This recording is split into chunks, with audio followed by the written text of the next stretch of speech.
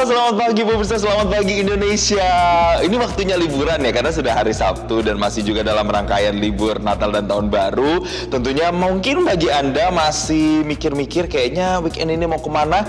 Kayaknya Anda harus coba untuk datang ke tempat saya kali ini. Nggak jauh, ini ada di Masjid Istiqlal Jakarta. Jadi buat Anda di Jakarta pasti sangat terjangkau ini secara jarak begitu ya. Nah, di sini kenapa menarik? Karena ada ini nih, Festival Harmoni Istiqlal. Pemirsa, saya udah ada di salah satu galeri utamanya. Karena sebenarnya festival ini ada 3 hal atau 3 tema yang dihadirkan di dalam galerinya. Itu ada cipta kawasan, kemudian ada riwayat telusur budaya Islam di Nusantara, sampai dengan Imam Bukhari. Nanti kita akan kupas tuntas terkait dengan 3 tema yang ada di dalam galeri Festival Harmoni Istiqlal ini. Dan festival ini sendiri hadirnya itu sudah mulai dari tanggal 10 Desember kemarin 2024 sampai nanti tanggal 28 Februari 2025. Jadi masih agak panjang. Tapi kalau misalnya pemirsa ingin datang yang sekarang karena masih musim-musim liburan, nggak apa-apa, datang aja sekarang karena ini biasanya sudah mulai dibuka mulai pukul 9 sampai dengan nanti 9 malam. Untuk membahas terkait dengan apa sih serba-serbi yang ada di Festival Harmoni Istiqlal ini, sekarang saya sudah sama Pak Handoko. Halo Pak Handoko, selamat pagi. Apa kabar? Kabar baik. Pak Handoko ini adalah inisiator dari Festival Harmoni Istiqlal ya Pak ya. Yes, dengan adanya instalasi-instalasi seperti ini. Sekarang saya mau tanya, ini sebenarnya apa nih Pak? Boleh dijelaskan nggak nih Pak? Apa sih sebenarnya gambar-gambar yang ada di samping-samping kita ini? Mungkin saya jelasin dulu. Jadi ini pameran ini sebenarnya temanya seni, spiritualitas, dan teknologi. Jadi mencakup 3 hal ini. Dan biasanya kalau pameran itu ada tujuannya. Nah ini tujuannya sebenarnya pengen bikin pameran yang bermakna gitu ya. Dan ini sebenarnya tadi dibilang soal cipta kawasan. Jadi kawasan ini sebenarnya potensinya besar sekali. Dan bisa dimulai dari kawasan ini, yaitu di Istiqlal ini sendiri. Karena Istiqlal kan masjid, tapi juga sekaligus menjadi ruang publik. Nah di sini terlihat sebenarnya ada beberapa gambar-gambar potensinya daerah Lapangan Banteng, di mana si Istiqlal ini ada. Banyak sekali kekayaan bangunan-bangunan di sekitar sini, dari Istana Negara, museum, dan lain-lain ya, balai kota, katedral. Banyak sekali pasar baru. Jadi di sini kita pengen membukakan mata publik bahwa dari Istiqlal sebagai epicentrumnya kita bisa melihat potensi yang begitu banyak.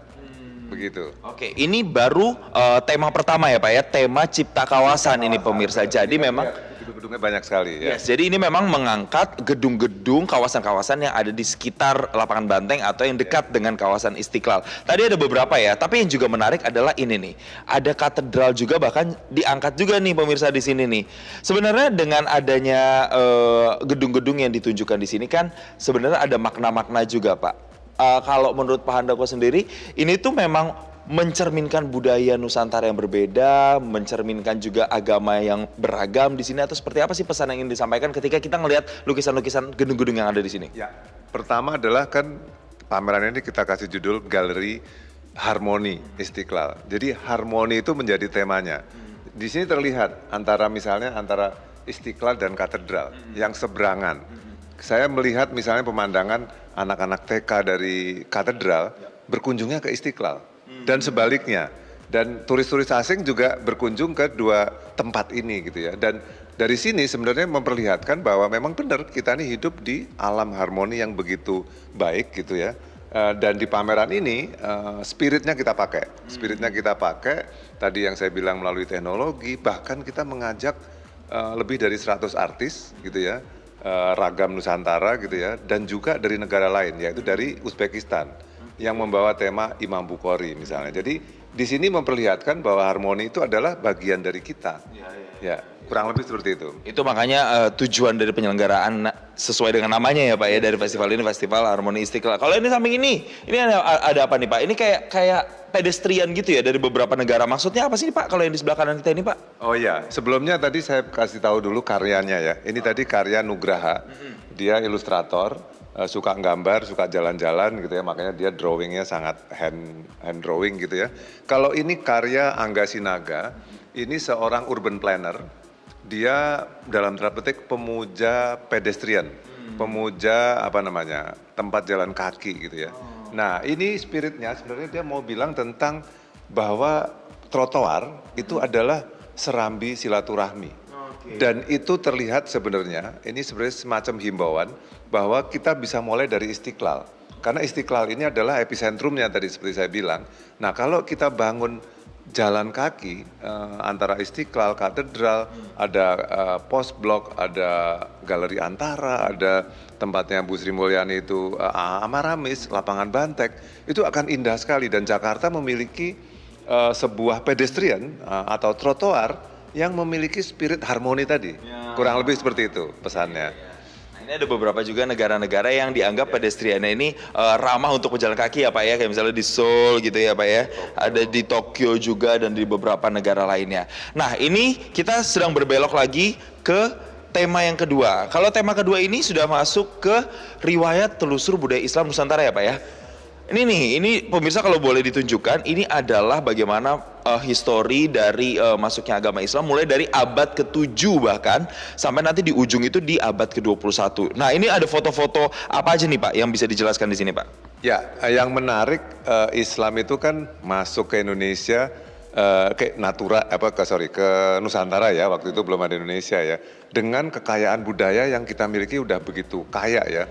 Dan waktu itu Buddha, Hindu segala macam. Jadi melalui penyatuan kultur yang sangat menarik. Di sini kan terlihat ya dari disiplin ini kita sebut sebagai lini masa.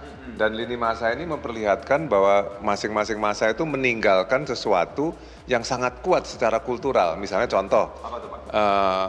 Mungkin pernah dengar Lagaligo. Lagaligo itu kan epic ya, sebuah pertunjukan atau sebuah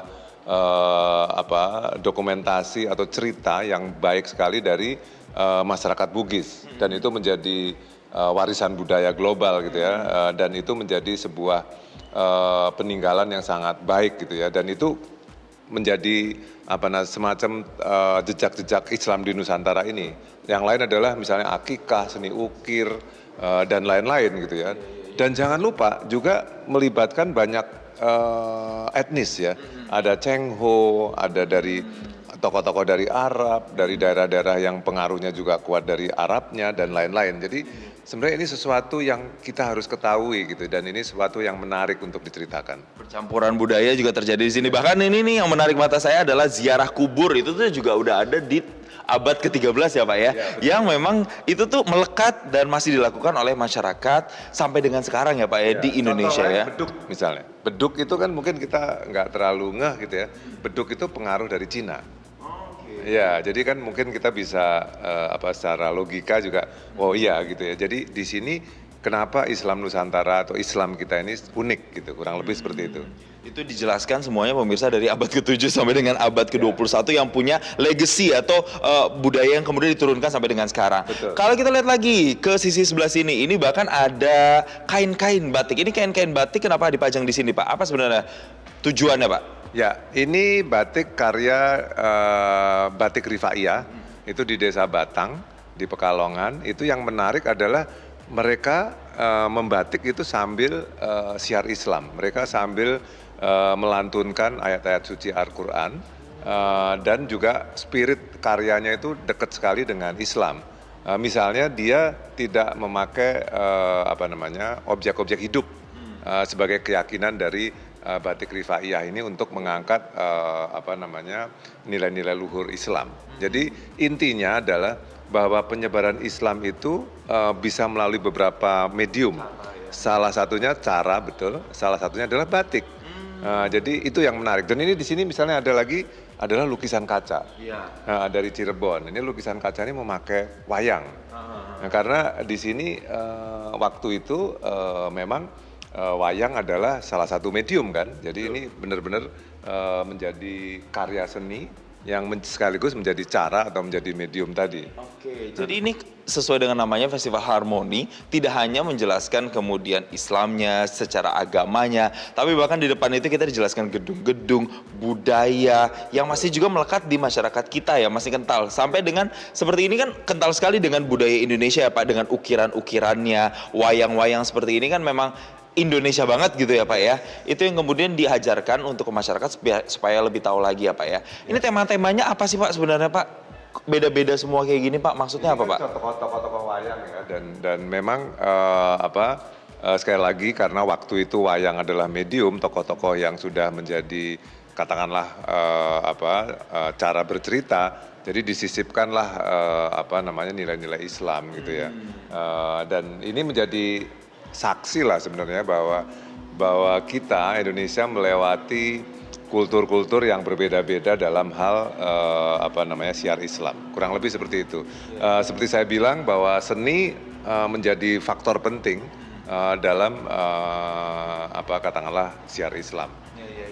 Ada beberapa hal ya Pak ya, mulai musik, sastra, ritual, dan ekspresi transendental. Itu yang kemudian juga berperan dalam penyebaran agama Islam juga ya Pak ya, masuk dalam part itu ya. Nah, di sebelah kiri ini juga pemirsa ada yang juga menarik. Ada pertunjukan di sini ya, ada musik tradisional ya Pak ya. Kalau di sini Pak, ini tuh bisa dijelaskan musiknya dari mana? Mereka ini teman-teman dari komunitas apa? Terus kenapa mereka harus ditunjukkan Pak di sini Pak? Ya, memang banyak selain musik ada puisi juga. Di sini sebenarnya menjelaskan betapa keindahan Islam itu bisa direspons gitu ya oleh katakanlah oleh seni gitu ya. Ada dari Aceh, ada dari di sini ada dari Bengkulu. Sebenarnya ini sebuah refleksi bahwa saling merespons katakanlah dari syiar Islam menjadi bagian dari kebudayaan kita itu sangat indah. Di sebelah kanan ini ada misalnya nih salah satu syair-syair yang bisa dibilang pelopor sastra Nusantara modern gitu ya, karya dari Hamzah Fansuri. Di sini sebenarnya kalau kita perhatikan puisinya ini gabungan sebenarnya antara doa, antara kalimat-kalimat indah yang ada di Quran, tapi juga dengan bahasa Melayu. Dan ini sebenarnya awal dari tumbuhnya katakanlah sastra Melayu gitu ya. Dan di situ terbukti bahwa sastra ini atau seni ini tidak hanya larinya ke puisi, tapi juga ke pertunjukan, ke seni rupa, dan ini memberi suatu peninggalan yang sangat indah. Betul.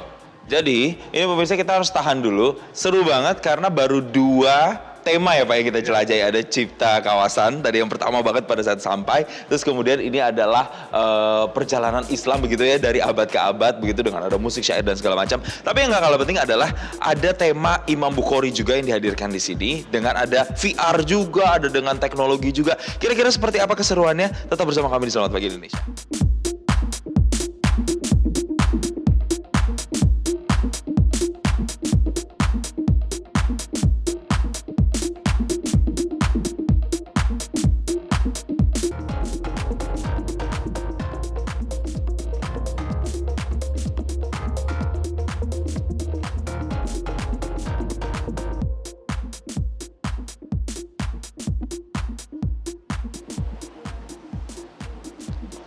Nah, pemirsa, sekarang kita sedang menuju ke tema yang ketiga di Festival Harmoni Istiqlal ini. Kalau tadi udah ada cipta kawasan, kemudian ada juga perjalanan telusur perjalanan Islam. Dan sekarang saya mau menuju ke kawasan Imam Bukhari ya Pak ya. Karya-karya yang tampilkan terkait dengan Imam Bukhari. Tapi sembari melewat ke situ, ternyata ini ada satu tempat untuk VR ya Pak ya, ini melihat teknologi VR ya, kita tidak bisa tampilkan di TV, jadi memang harus experience langsung begitu ya, karena ini sifatnya 3 dimensi. Kalau tadi kan semuanya 2 dimensi ya Pak ya, kalau sekarang di sini nanti 3 dimensi. Apa aja tuh Pak yang bisa kita experience, pengalaman apa kalau kita lihat pakai teknologi ini Pak? Di sini yang dari Imam Bukhari yang menarik adalah menggabungkan antara spiritualitas dan teknologi. Jadi intinya adalah pesan dari Imam Bukhari yang perlu saya sampaikan dulu, bahwa Imam Bukhari adalah imam besar dunia gitu ya, yang dengan hadis-hadisnya mengajarkan kita nilai-nilai keislaman yang sangat khusyuk, sangat reflektif gitu ya.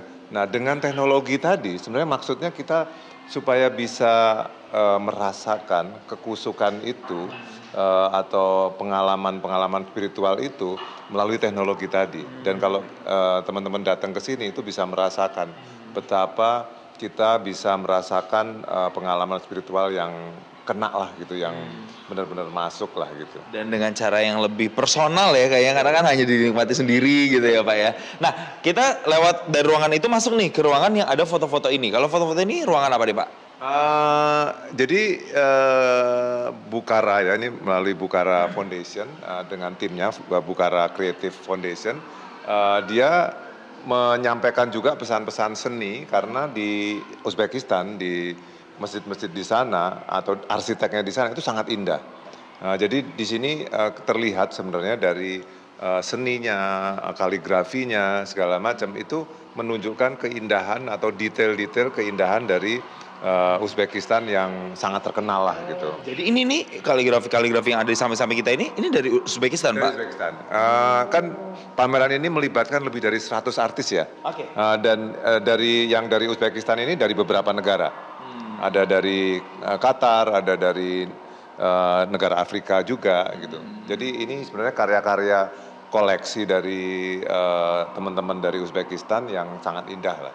Oke, jadi ini melibatkan bahkan tidak hanya seniman dari Indonesia tapi juga seniman dari berbagai negara lain. Ada kurang lebih tadi 100 ya, 100 karya seni dari 50-an seniman ya Pak kalau nggak salah ya tercatat ya. Betul. Oke, kalau di samping-samping ini apa nih Pak? Ini keindahan ayat-ayat suci Al-Quran. Tadi di sini kan selalu ngomongnya lebih ke perenungan ya. Di sini bicara tentang kehidupan, tentang zikir, tentang matahari bahkan. Jadi benar-benar reflektif ya. Karya-karya di sini lebih sifatnya reflektif. Kalau dibandingin dengan Islam Nusantara yang sangat budaya, sangat beragam gitu. Kalau ini Imam Bukhari ini lebih pengalaman-pengalaman yang lebih personal sebenarnya memang, reflektif ya. Dan ketuhanan, hubungan personal antara kita dengan Tuhan begitu. Ini yang saya coba telaah begitu ya Pak ya dari lukisan-lukisan. Yang menarik juga di sana pemirsa. Ini nih, kalau kita ngomongin soal teknologi, ternyata dibuktikan dengan ada ruangan ini. Ruangan apa nih Pak? Dulu ininya. Apa tuh Pak? Penjelasannya. Coba Pak. Di sini penjelasannya di sini kan misalnya ini tentang hak, tentang jiwa, soul. Nanti kita bisa rasakan ini karyanya, lalu secara teknologi seperti apa ya. Sebagai contoh ini soul, kita coba ke sana ya. Ini soul ini kita bisa merasakan pengalaman batin bagaimana secara teknologi diinterpretasikan. Jadi hal kayak gini-gini yang menarik bahwa pengalaman batinnya itu juga bisa disampaikan dalam bentuk-bentuk yang sangat komunikatif secara teknologi. Simpelnya Pak, ketika misalnya saya ingin menikmati tadi soul, ketika saya lihat gambar ini, apa sih Pak yang mungkin experience yang bisa kita rasakan dengan gambar kupu-kupu yang terbang, terus kemudian datang lagi, terbang lagi, apa Pak? Sederhananya. Masing-masing pasti beda ya, tapi kalau saya merasa bahwa kita ini memang memiliki jiwa yang hidup, jiwa yang baik gitu ya, sehingga kita bisa menikmati atau merasakan jiwa kita untuk lebih bersyukur, lebih kreatif segala macam ya. Karena saya orang kreatif, jadi saya ngomongnya kreatif. Ya. Ini interpretasinya tiap orang itu bisa beda-beda ya. Tapi yang jelas ini membuat kita tuh terstimulasi ya Pak untuk kemudian bisa merenung, berefleksi lagi. Nah, kalau di ruangan sebelah sini apa lagi nih Pak yang berbeda? Ini kaligrafi ya Pak ya? Menarik, ini kaligrafi dan kita bisa berefleksi di sini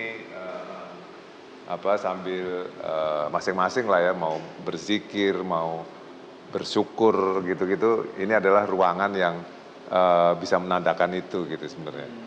Jadi ini sekali lagi ini pengalaman-pengalaman batin yang bisa direfleksikan gitu di sini. Ini benar-benar wisata religi ya Pak ya? Kan. Mau semacam merenung gitu ya. Iya. Ini terlihat ada orang begitu di sini. Ini kita ya Pak ya. Kita berdua. Nah ini ada campers kita juga masuk di sini. Kelihatan masuk di sini semua ya Pak ya. Dengan ada kaligrafi yang ada di sini juga. Wow. Jadi kita bisa muter juga. Oke. Oh, bisa muter. Kita bisa. Ya masing-masing lah yang kita mau. Ini salah satu yang favorit ya Pak ya berarti ya kalau di sini ya. Karena memang pengalamannya berbeda, sifatnya 3 dimensi. Kalau yang tadi kan di depan-depan itu sifatnya 2 dimensi ya. Iya. Oke. Menarik. Kalau di sebelah sana lagi apa lagi Pak yang menarik Pak? Ini biasa kalau di pameran yang penting adalah lini masa. Ini lini masa perjalanan dari Imam Bukhari itu sendiri. Jadi ini dari awal kenapa motivasi Imam Bukhari misalnya keliling napak tilas lah ya di tempat-tempat yang sangat penting bagi beliau dan ini menjadi catatan yang sangat penting. Ini Imam Bukhari Pak, mungkin bagi masyarakat Indonesia yang belum tahu lebih banyak, belum tahu sosok beliau dan kiprahnya, bisa dijelaskan lagi Pak, apa sebenarnya sih yang paling masyarakat Indonesia, terutama mereka pemeluk agama Islam yang paling bisa diingat, paling bisa dipetik dari seorang Imam Bukhari? Salah satu alasan kita berkolaborasi dengan Uzbekistan sebenarnya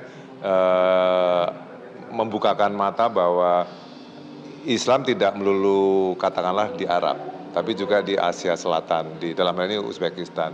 Pengaruh Imam Bukhari di Indonesia itu sangat besar. Ajaran-ajaran beliau itu sangat tadi personal dan juga sangat komunikatif, sehingga memang hadis-hadis yang dihasilkan oleh beliau juga sangat relate gitu ya. Dan ini kenapa kita mengangkat Imam Bukhari. Mungkin masyarakat di sini belum terlalu ngeh bahwa Imam Bukhari adalah dari Uzbekistan. Dan ini ada satu catatan penting sebenarnya, kenapa kita mengajak kolaborasi dari Uzbekistan ini.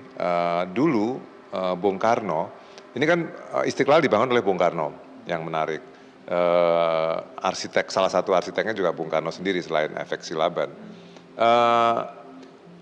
Bung Karno saat itu pernah diundang Uni Soviet untuk pergi ke sana. Beliau biasa, dia mensyaratkan, beliau memberi syarat, saya mau ke sana kalau makam Imam Bukhari itu diperbaiki, direnovasi, dan itu terjadi. Jadi lalu begitu ke sana langsung Bung Karno datang ke makamnya Imam Bukhari, karena di situ menandakan bahwa Imam Bukhari memang sangat direspek dan sangat berpengaruh di masyarakat Indonesia. Dan itu menjadi kejadian besar yang sangat berpengaruh di Indonesia dan juga di Uzbekistan. Ya, itu peran penting seorang Imam Bukhari begitu ya di Indonesia ya Pak ya. Jadi memang untuk mengetahui lebih dalam soal Imam Bukhari, mungkin sekarang kan kita sudah ada gadget, kita bisa cari-cari searching begitu ya. Tapi kalau kesini tuh pengalamannya bisa lebih berbeda, karena kita akan mengetahuinya tuh secara lebih detail dengan ada teknologi-teknologi yang kemudian bisa membawa kita time travel dalam tanda kutip ya, mengetahui kiprah dan perjalanan seorang Imam Bukhari. Pak, terakhir nih Pak, untuk Festival Harmoni ini sendiri kan digelar masih sampai tanggal 28 Februari 2025. Tapi selain ada galeri ini, di luar itu kan juga ada bazar dan juga ada literasi ya Pak ya. Apa yang paling menarik Pak yang bisa disampaikan supaya nanti masyarakat mungkin yang ingin menghabiskan waktunya bisa berkunjung ke sini Pak? Ya, sebenarnya kita pengen menyebar semangat bahwa Istiqlal ini selain untuk ibadah, spiritual ke atas gitu ya, ini menjadi di ruang publik juga. Karena banyak sekali fasilitas-fasilitas yang ada di Istiqlal ini bisa dinikmati, makanya kita bikin pameran literasi, menjadi ruang publik lah ya, pembicaraan-pembicaraan yang sifatnya ilmu pengetahuan, dan juga bazar-bazar produk-produk fashion muslim segala macam gitu. Jadi sebenarnya menandakan bahwa ini adalah ruang publik, ruang budaya, ruang bersama. Kurang lebih seperti itu. Dengan harga tiket yaitu sekitar 35.000 ya Pak, kalau nggak salah untuk pelajar, untuk lansia gitu ya. Kalau 45.000 itu untuk umum. Jadi bisa di sini juga ada ini ya Pak ya. Apa nih? Al-Qur'an ya atau apa nih Pak? Atau literatur nih Pak kalau di sini Pak. Ini asli nih dari Pulau Penyengat. Pulau Penyengat itu adalah satu daerah yang mungkin terkenal dengan Gurindam 12-nya. Jadi mereka ini langsung dari sana kita bawa menjadi sebuah katakanlah kearsipan yang asli, yang bisa kita lihat pengaruhnya sekali lagi ke budaya-budaya di Nusantara, dalam hal ini Sumatera ya, di Riau ya. Baik, ini nanti semua pengalaman-pengalaman ini bisa kita nikmati semua kalau kita berkunjung ke Festival Harmoni Istiqlal. Yang ini adalah merupakan nanti road to ke Festival Istiqlal ya Pak ya, yang rencananya akan diselenggarakan di tahun 2025, karena terakhir itu diselenggarakan 2025. Sekarang berarti kan akan menuju udah deket ya Pak ya, karena terakhir Agustus ya. Indonesia merdeka 80 tahun. Itu kita tunggu nantinya seperti apa keseruannya, karena terakhir diselenggarakan itu tahun 95. Yang jelas pemirsa, manfaatkan waktu Anda, mumpung kalau misalnya Anda di Jakarta atau memang tinggal di Jakarta, untuk bisa datang ke sini, wisata religi, wisata budaya, tambah hasanah pengetahuan Anda. Dan untuk sementara saya kembalikan keseruan di Masjid Istiqlal ini ke rekan-rekan saya, ada Sandi dan juga Gemma yang mungkin habis siaran mau langsung ke sini. Silakan Sandi dan juga Gemma. Baik, terima kasih banyak Jason Sambo sudah melaporkan langsung dari Masjid Istiqlal. Wah, ini menarik sekali ya, Sandi, bisa menjadi ide untuk berlibur di akhir pekan. Betul. Kalau mau ke Jakarta bisa ke Istiqlal, apalagi sekarang sudah ada yang underground itu Di bawah basement ya. Dan memang saya juga kepikiran nih ya, Gemma dan pemirsa, Ba'da Zuhur nanti akan main ke sana melihat bagaimana tadi yang sudah dipaparkan oleh Jason ya. Ini menjadi satu referensi juga selain mungkin di Taman Marga Satwa Ragunan juga ada tempat festival harmoni di Masjid Istiqlal.